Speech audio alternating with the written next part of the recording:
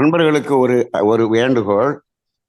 இந்த message forward பண்றது அப்படிங்கிறது இன்னைக்கு சமுதாயத்தில் நிறைய பேர்க்க அது ஒரு ஒரு அனிச்சை செயல் போல ஆகிவிட்டது.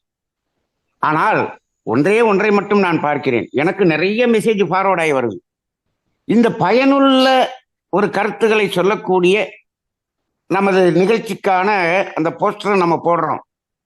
ஆனால் ஏன் இந்த ஒரு நிகழ்வு பற்றிய அந்த செய்தி மட்டும் அதை ஃபார்வேர்ட் பண்றதுக்கு நமது விரல் தயங்குகிறது என்று எனக்கு புரியவில்லை.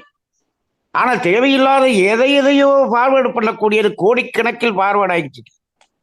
இதை ஏன் நாம் ஃபார்வேர்ட் பண்றதில்லை? அதுக்கு ஒரு சந்தேகம் இருக்கலாம். நானும் ஒரு 100 பேருக்கு ஃபார்வேர்ட் பண்ணேன், ஆனா அவங்க யாரும் இது கேட்கல. முதல்ல 2 பேர் தான் கேட்பாங்க, 2 பேர் தான் பார்ப்பாங்க. பரவாயில்ல, ஒரு 2 பேர் இந்த சிந்தனை செய்ய வேண்டும் என்று சொன்னால் அது 100 பேருக்கு ஃபார்வர்ட் பண்ணணும், அதுதான்.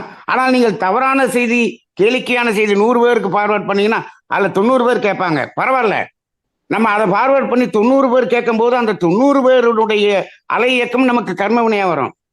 இதுல 2 பேர் கேட்டாலும் அது நமக்கு புண்ணியம் என்ற ஒரு அலையாக வந்து நமது கர்ம வினையை குறைக்கும்.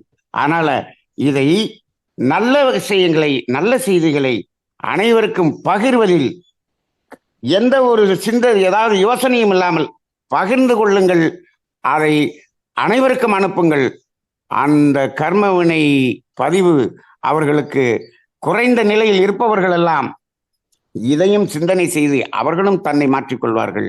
நம்மோடு சேர்ந்து இதை செய்வதும் அந்த சமுதாயம், ஊர், உலகம் என்ற கடமையில் இதை நாம் இணைத்துக் கொள்வோம். வாழ்க வளமுடன்.